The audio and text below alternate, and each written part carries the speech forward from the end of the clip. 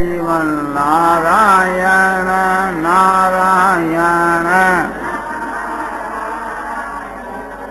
श्रीमन्नारायण नारायण नारायण श्रीमन्नारायण नारायण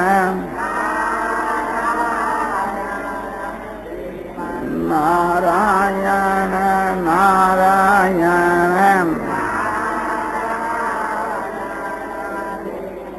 नारायण नारायण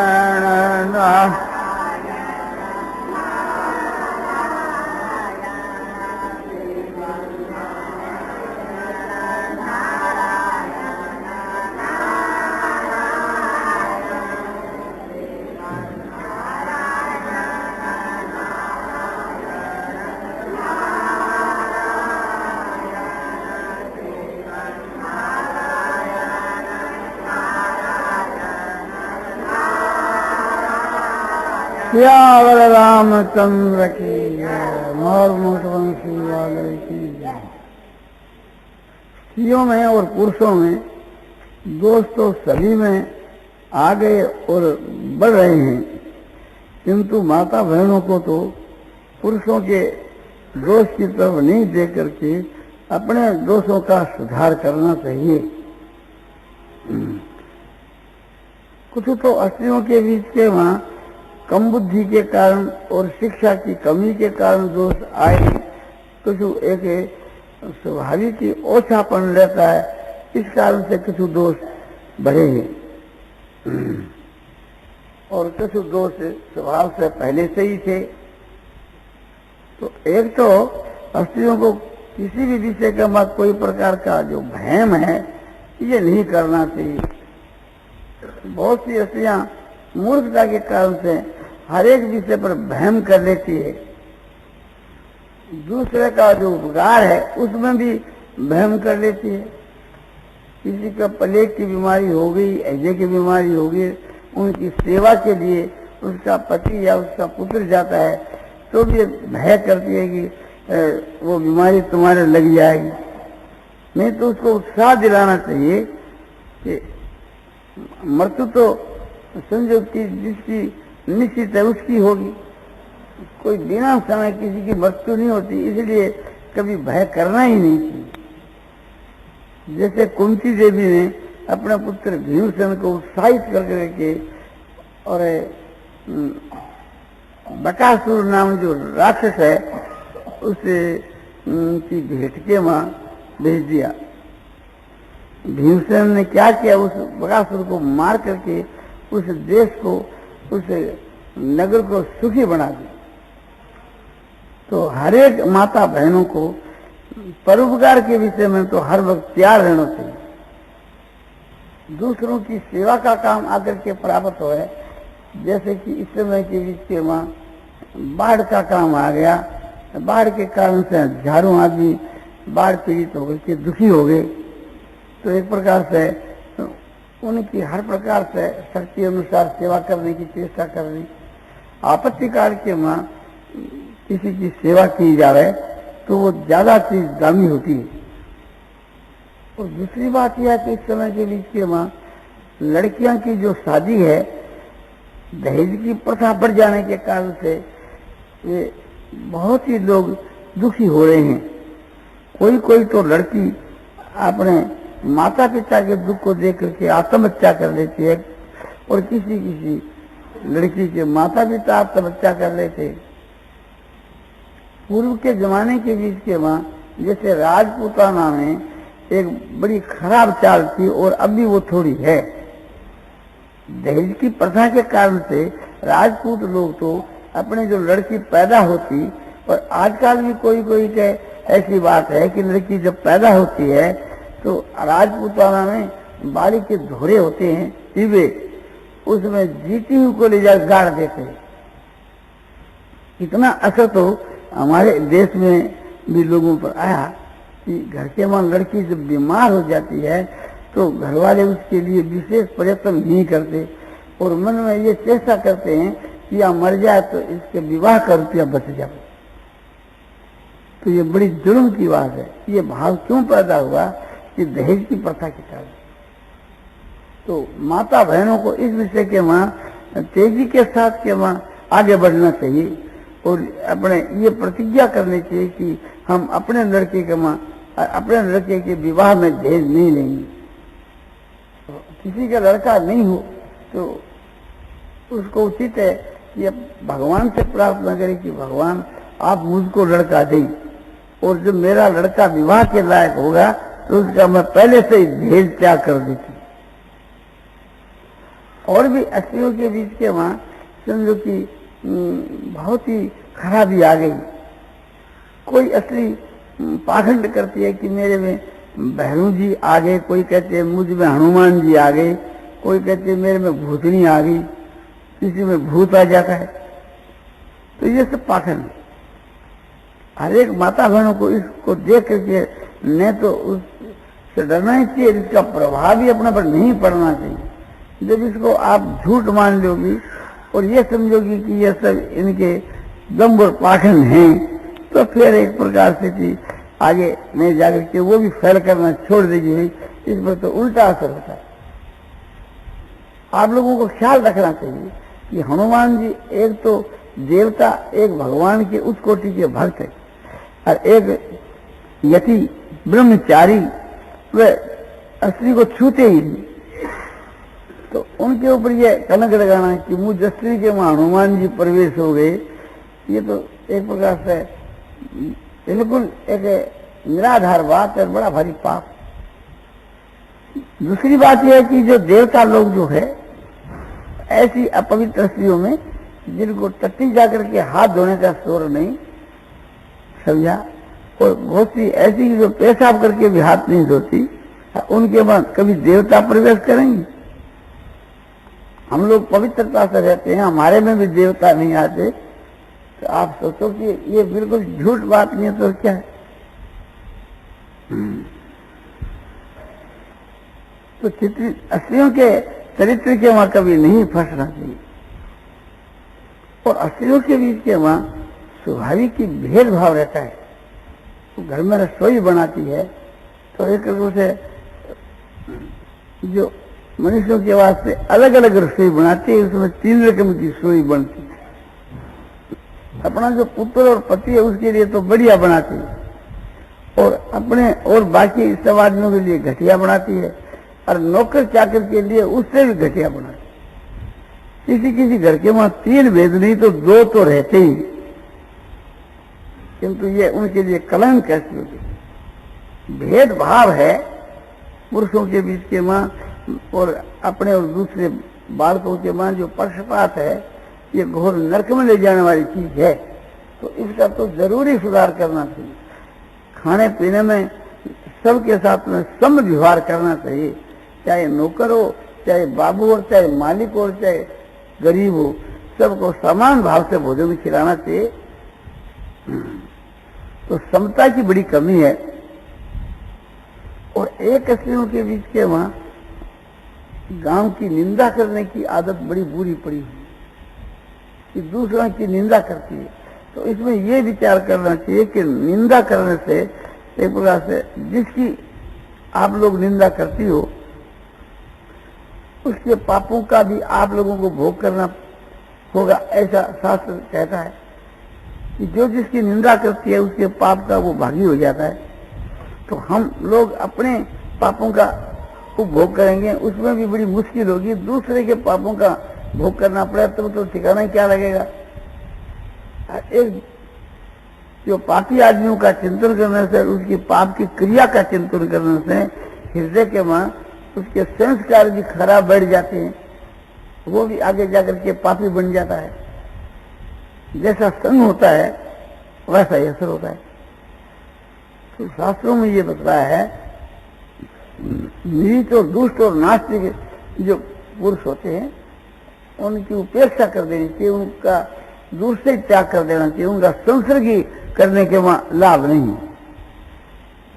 और स्त्रियों के बीच के वहां वैराग्य कम है। गहनों के वहां और सुंदर कपड़ों में जो प्रीति है यह भी उनके लिए घातक है। तो इन सब के बीच के माँ प्रीति हटा करके और भगवान के माँ प्रीति करनी चाहिए। भगवान के माँ प्रेम करने से भगवान प्रेम के माँ दिख जाते हैं। भगवान को कोई खरीदना चाहे तो उसका मूल्य है भगवान के माँ विशुद्ध प्रेम, अनन्य प्रेम। तो भगवान के साथ के माँ अपने खूब प्रेम करना चाहिए। जब प्रेम भगवान में हो जाता है तो फिर अपने आप ही निरंतर भजन ध्यान होता है, उसके लिए फिर कोई प्रयत्न करना नहीं पड़ता। जैसे संसार में वैराग होने से संसार से चित्त की वृत्तियां हट जाती है और परमात्मा में लग जाती है, ऐसे ही भगवान के माँ प्रेम होने से चित्त की वृत्तियां भगवान के माँ अपने आप ही लग जाती और एक दूसरे स्त्री के साथ में, पुरुषों के साथ में उनका जो व्यवहार है वो निस्वार्थ भाव से त्यागपूर्ण होना चाहिए। उन स्त्रियों के वहां उदारता की बड़ी कमी है, बड़ा उदार भाव होना चाहिए और त्याग होना चाहिए। और अपना जो समय है इसको व्यर्थ नहीं बिताना चाहिए। एक मिनट भी, एक क्षण भी अपने आप के उत्तरों की उन्नति करनी चाहिए और उत्तम से उत्तम काम के वहां अपना समय बिताना चाहिए और कभी खाली नहीं रहे, अकर्म नहीं हो, जिनमें न सोए। आलस जो है ये अपना शत्रु है। आलस, प्रमाद, भोग, दुर्गुण, दुराचार, इन सब को विष के समान समझ करके सदा के लिए इसका त्याग कर देना चाहिए। स्त्रियों का जो जैसे विधवा माताएं हैं उनका जो वास्तव में जो हक है अपने ससुराल के यहाँ, और वे हक आजकल नहीं देती, इसलिए विधवा से बहुत तंग अवस्था में। उनका रुपया जहाँ कहीं जमा होता है, अधिकांश के वहाँ समझो कि रुपये डूब जाते हैं, नष्ट हो जाते हैं। एक भाई था, उसके यहाँ एक विधवा स्त्री के 5,000 रुपये जमा कराने के वास्ते एक भाई ने सुपारिश की, यह विधवा स्त्री है तो इनका 5,000 रुपया जमा कर, इसका रुपया जमा करना है, इसको जो ब्याज देना है वो एक मदद देनी है, सहायता देनी है। उसने इनकार किया कि हमारे तो यहाँ 3% का ब्याज यानी 4 आना का ब्याज उभरता है बैंक का, और हम तो बैंक के ब्याज के अनुसार ही देते हैं, तो नहीं ये तो गरीब है, इसको तो अधिक ही देना होगा। तो बोला अच्छा कोई बात नहीं, 4 आना का ब्याज दे देंगे। उसने कहा कि इस बेचारी के यही पूंजी है तो 25 रुपया महीना इसको आप देते रहो तो इसका निर्वाह हो जाएगा। ये समझो कि 10 रुपया महीना इसको मदद ही करी सही। तो बोले अच्छा कोई बात नहीं।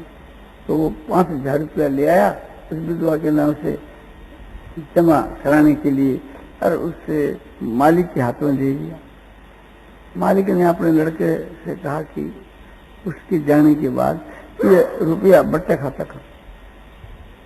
लड़का बोले पिताजी ये विधवा स्त्री का रुपया हम लोग बट्टे खाते कैसे करें? अरे बोला तुम मूर्ख है, समझता नहीं, हमारी दुकानदारी तुम सीखो। हम 4 आना का ब्याज कहा तब उन्होंने 8 आना का ब्याज मांगा और फिर भी हमारा उपकार माना कि भी 8 आना का ब्याज में बड़ा उपकार माना। तुम क्या समझते हो? जब तक हमारी आसामी बनी रहेगी, हमारी इज्जत रहेगी, तब तक तो वो किसी हालत में वापस देगी नहीं। और जब हमारी आसामी फैल हो जाएगी तो किस पा देगी? तो ये तो अपने हजम हो गए, बट्टा खाता कर लो, जितने दिन आसामी बनी रहे ब्याज देते रहो बस। और ऐसी खोटी नीति तो लोगों की हो गई। कोई कोई तो बात ऐसी देखने में आती है कि ऐसी अपना रुपया पीर में रख देती है और तो पीर वाले खा जाते हैं, और ससुराल में रखते तो ससुराल वाले खा जाते हैं। वो बेचारी वृत्तियों को रखे कहाँ पर? नहीं, दूसरे माजे भाई है समझो कि अपने गुंडे वे उसको फुसला करके ठक्कर के ले जाते हैं। तो एक प्रकार से घर में आए न पीर में न शास्त्र में एकदम समझो कि बट्टा खाती हो। तो बड़ी मुश्किल की बात है। यही दशा गहनों के विषय में है। आभूषण जो है ये पति के मरने के बाद में कहीं तो उसके सास ससुर खा जाते हैं, कहीं उसका जेठ जिठानी, और कहीं एक प्रकार से पीर के माँ भाई और भाई। जब तक माँ बाप जीते हैं तब तक तो अपने लड़की में प्रेम रहता है, रक्षा करते हैं। उसके बाद के बीच के माँ उसकी कोई भी दर्द नहीं करते। पीर में रहती है तो उसका पीर में तिरस्कार होता है, ससुराल में रहती तो ससुराल के बीच के माँ तो अब बेचारी जा तो कहाँ जाए। ऐसी दशा विधवा स्त्रियों की अमृत में सोचनी हो रही है। इस पर हरेक भाइयों को और माता बहनों को ध्यान देना चाहिए। एक विधवा स्त्री को हर प्रकार से सुख पहुंचाना समझो कि गौ से भी बढ़ करके उसका पुण्य है, क्योंकि वो मनुष्य है और गाय सो पशु है। तो भाइयों का और माइयों का यह कर्तव्य है कि हर एक प्रकार से उनकी सेवा करनी।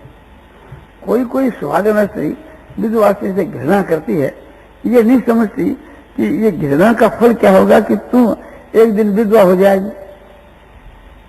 ये बड़ा भारी पाप है। विधवा स्त्री का बड़ा आदर करना चाहिए, सत्कार करना चाहिए। कई भाई लोग उत्सव के काम के वहां विधवा स्त्री का आना एक प्रकार से नफरत करते हैं, निषेध करते हैं, निषेध समझते हैं। किंतु वास्तव में बात यह है कि विधवा स्त्री को खुद एक प्रकार से उत्सवों के काम में, विवाह शादी के काम में, मुकलावे के काम में नहीं जाना चाहिए, इसलिए कि ये तेरे लिए कलंक है, तेरे लिए तो वैराग्य तो भूषण है। तो उसको विरक्त होकर के रहना चाहिए। और वो प्रमाद का काम है, उसके लिए शोभा नहीं देता। इस दृष्टि से विधवा स्त्री का कर्तव्य है कि उसको त्याग कर देना चाहिए, न कि स्वागत स्त्री और पुरुषों का यह कर्तव्य है कि उसको अपने मांगलिक काम के वहां मत आने दो। जो विधवा स्त्री अपने धर्म का पालन करती है वह तो देवी है। उसके तो दर्शन से, सेवा करने से दूसरे आदमी पवित्र हो जाते हैं। एक स्त्री जो स्वादन है नाना प्रकार के भोगों को भोगती है, ऐसा आराम करती है, और उसने तो ऐसा आराम के ठोकर लगा दी, वो तो आदर करने के योग्य। जैसे हम लोग महात्मा पुरुषों का आदर करते हैं, वीतराग पुरुषों का आदर करते हैं, इसी प्रकार से ब्रह्मचर्य का पालन करने वाली, अपने धर्म का पालन करने वाली जो विधवा स्त्री है, उसी प्रकार से वो आदर करने के योग्य है। उन विधवा स्त्रियों का ये कर्तव्य है कि कोई अनुचित अपना रुपया हजम करता हो और अपना हक नहीं देता हो तो कम से कम उसको एक प्रकार से शर्म तो देनी चाहिए। और शर्म देने पर भी नहीं देवे तो समझो कि 5 आदमियों से कहकर उनसे अपना प्रभाव डालना चाहिए। और ऐसे भी नहीं करे तो राज दरबार करना तो ठीक नहीं, अदालत में जाना तो ठीक नहीं, किंतु अदालत का भय दिखाने में कोई दोष की बात नहीं। तो भय दिखाने से काम बन जाता है। एक छोटी सी कहानी है कि एक समझो कि सांप था और वो जंगल में रहा करता था। और पूर्व के जमाने में जो नाग थे वे एक प्रकार से मनुष्य की बोली बोला करते थे। तो एक महात्मा जंगल में सत्संग करा करते थे, तो सत्संग सुनने के समय वो सांप भी आया करता था। तो सांप ने एक दिन चरणों में नमस्कार करके कहा कि महाराज मेरा उद्धार कैसे हो, ये बात आप मुझको बतलाओ। तो महाराज ने ये उपदेश दिया कि भी किसी को काटना नहीं। देखो तुम्हारे को तो कोई लाभ नहीं होता है, उसकी जान चली जाती है, तो ये बड़ा भारी पाप है। तुम्हारे को कोई फायदा नहीं, और जिसको तुम काटते हो मर जाता है। तो उसने प्रतिज्ञा कर ली कि मैं आज से आगे नहीं कभी किसी को नहीं काटूंगा। बहुत ठीक है। थोड़ा दिन के बाद फिर महात्मा घूम फिर करके साल के बाद आए तो उस सांप को देखा कि वो दुबला पतला हो गया। पूछा कि भी तुम दुबला पतला कैसे हो गया? बोले महाराज आपके उपदेश से। बोले हमारे कौन से उपदेश से? बोले आपने ये कह दिया था कि किसी को काटना नहीं, तो तब से मैंने नेम ले लिया, मैं किसी को नहीं काटता हूँ। न काटने के कारण से यहाँ जो लकड़ी बेचने वाले जो आते हैं ना, वह यहाँ से लकड़ी इकट्ठी करते हैं और फिर भागकर मुझको पकड़ लेते हैं और रस्सी की जगह मुझको ऐसो अपने लकड़ियों के ऊपर लपेट कर ले जाते हैं। हर में काटता है तो इस कारण से मेरे कांटे कट जाते हैं, मेरी ये दशा हो गई। तो बोला ठीक है, मैं काटने के लिए मनाही करी थी, फुंकार मारने के लिए तो मनाही नहीं करी। तो एक प्रकार से तुम लोगों को थोड़ा भय दिखलाया करो, फुंकार मारा करो, आप ही तुम्हारे पास में नहीं आवेंगे, तुम खाम का एक प्रकार से अपने प्राण क्यों दे रहे हो। तो बोलो ठीक है। बस दूसरे दिन कोई सर्प जंगल के में घूम रहा है और लकड़ी वाले आए, इधर उधर देखा, बोले वो सांप उसके पीछा करने लगे, सामने घुरा करके गए। अरे बोले ये तो सांप दूसरा है, ये तो वह सांप नहीं है। वो तो बोलता ही नहीं, होता एक प्रकार से उसके तुम अपने लकड़ियों का बोझा बांध कर ले जाते।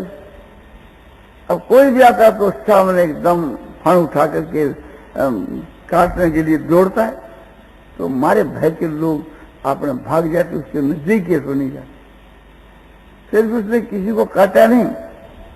साल भर के बाद फिर महात्मा आए, फिर उसको अपने शरीर से रुष्ट पुष्ट देखा, बोले अब तो तुम ठीक हो गए। बोले अब ठीक हो। बोले कैसे हो गए। बोले दूसरा उपदेश जो आपने दिया बड़ा अच्छा था, अब लोग मेरे पास में नहीं आते, मैं फुंकार मारता हूँ, दूर से भाग जाते हैं, काटता कभी नहीं हूं। बोले बहुत अच्छी बात है। इसी प्रकार से कि माता बहनों को कोई अनुचित अपना रुपया दबाता हो तो फुंकार तो मारनी चाहिए, काटना नहीं चाहिए। काटने का मतलब यह है कि अदालत तो नहीं करनी चाहिए, तो अदालत का भय दिखाने में कोई अर्थ की बात नहीं। तो अपना न्याय धन नहीं दे। अब स्वागत को कहा जाता है कि विधवा जो माता बहन है, हर प्रकार से उनकी सेवा करनी चाहिए, उसको मौका देना चाहिए कि तुम अपना एकांत में बैठ करके जप ध्यान करो, धर्म का पालन करो और एक आदर्श बनो। और उसकी सेवा एक महात्मा की सेवा के समान समझना चाहिए और उसकी आत्मा को कष्ट तो कभी नहीं देना चाहिए। जो विधवा से दुखित होकर के शराब दे देती है तो कहीं कहीं उसका शराब सत्य हो जाता है।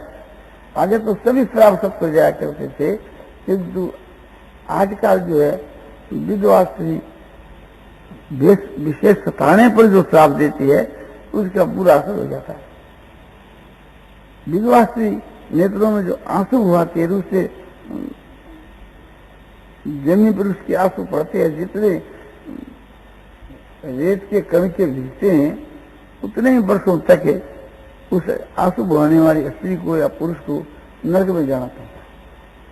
तो उसकी आंखों में कहीं आंसू न आ जावे, जैसे एक भूखनी जो होती है वो लोह को भस्म कर देती है। तो विधवा स्त्री की जो हाय है वो समझो लोह की धुकड़ी के समान। तो हर एक प्रकार से उसका आदर करना चाहिए। अब विधवा स्त्री का यह कर्तव्य है कि कहीं रहो, पीर में या ससुराल के बीच में घर का जो है सो डबल तो काम करना चाहिए और अन्न और वस्त्र के सिवा कुछ भी ऐसा नहीं लेना चाहिए। हम एक ब्राह्मणी को बुला करके घर में रसोई बनाते हैं तो 15 या 20 रुपया महीना नकद देना पड़ता है और कपड़ा और रोटी तो है ही। और जो विधवा स्त्री एक प्रकार से घर का डबल काम करती है और अन्न और वस्त्र के सिवा कुछ नहीं देती, तो एक प्रकार से वो रुपया नहीं लेना, वो घर वालों की सेवा करना है और उस सेवा से उस काम का कर्म शुद्ध होता है। और बिना काम किए जो मुफ्त की रोटी विधवा से होकर के खाती है तो उसका जो भजन ध्यान है ये रोटी खिलाने वाले उसके हक को ले लेती है, वो कमजोर पड़ जाती है। हम किसी के मकान के वहां बैठ करके भी भजन ध्यान करते हैं तो मकान का मालिक उसका हिस्सा ले लेता है भाड़े की, और किसी का रुपया या पैसा सहायता लेकर भजन करते हैं, तो जैसे ब्राह्मण वरनी करने से और उसका किया हुआ वो भजन है, महाजन जो है जजमान वो ले लेता है और उसके पास वो कुछ नहीं रहता। तो इस बात को ध्यान में रख करके अपना भजन ध्यान तो खूब तेजी के साथ में करना चाहिए, किंतु अपने शरीर का निर्वाह जो अपने परिश्रम से ही करना चाहिए, बल्कि अपने घर का अधिक काम करना चाहिए और कम अपने समझो कि खर्च तो अपने ऊपर लगाना चाहिए। खाने पीने का खूब कम से कम खर्च से काम चल जावे, ऐसा करना चाहिए। हमने देखा वृंदावन के वहाँ भजनाश्रम में ज्ञान की रात है, तो वे अपना करीब 4 आना में अपने गुजारा कर लेता है। बोला कि ये माई लोग 4 आना में गुजारा कर लेती है, तो मैं क्यों नहीं 4 आना में गुजारा कर लूं। हमने देखा कि उसकी जो पहनने का जो कपड़ा है वो फटा हुआ और खाने के वास्ते लुका सुखा खाना। हम क्या करते कि आपकी वृद्ध अवस्था होगी, 90 वर्ष की अवस्था हो गई, तो कुछ दूध पी लिया करो। आग्रह किया हमने, तो हमारे आग्रह करने से 1-2 बार ले लिया, फिर लोगों ने शिकायत की कि वो तो फिर छोड़ दिया। तो इस विषय के बीच के माँ बहुत कम खर्चे के ऊपर अपने जीवन का निर्वाह करते और उनके पास में लाखों रुपए थे, वो सब भजनाश्रम को दे दी और अपना जीवन भी भजनाश्रम को दे दी। तो इसी प्रकार से थी माता बहनों को एक प्रकार से अपना जीवन परोपकार में लगा देना चाहिए। कोई भी असली बीमार सुने तो उसकी सेवा करनी, और विधवा माताओं को किस प्रकार से अपना जीवन बिताना चाहिए कि वैराग युक्त जीवन बिताना चाहिए, तप युक्त माने तपस्या करनी चाहिए।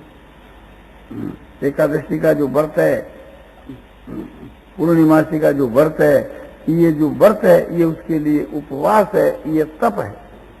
मन और इंद्रियों को अपने कंट्रोल में रखना चाहिए। संसार के विषय भोगों को देख करके मन नहीं ललचाना चाहिए। इंद्रियां की वृत्तियां संसार के भोगों की तरफ नहीं जानी चाहिए।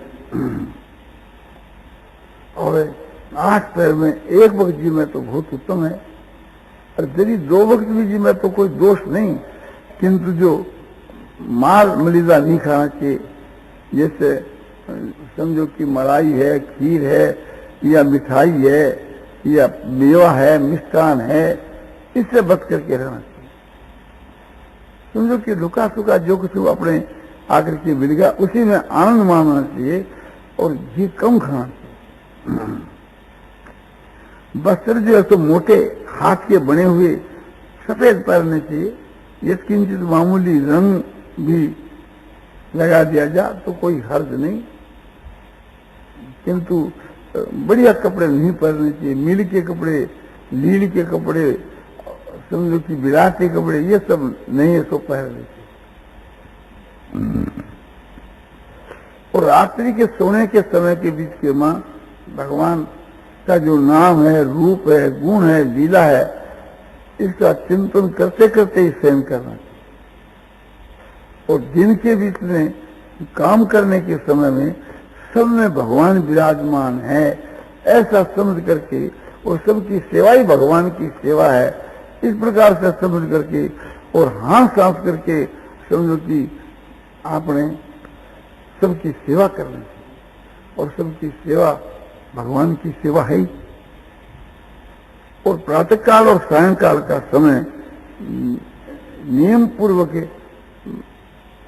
एकांत में बैठ करके कि साधन का भी निकालना चाहिए। यदि 1 घंटा प्रातःकाल, 1 घंटा सायंकाल निकाला जाए तो बहुत है, फिर उसका दिन और रात असर रहता है।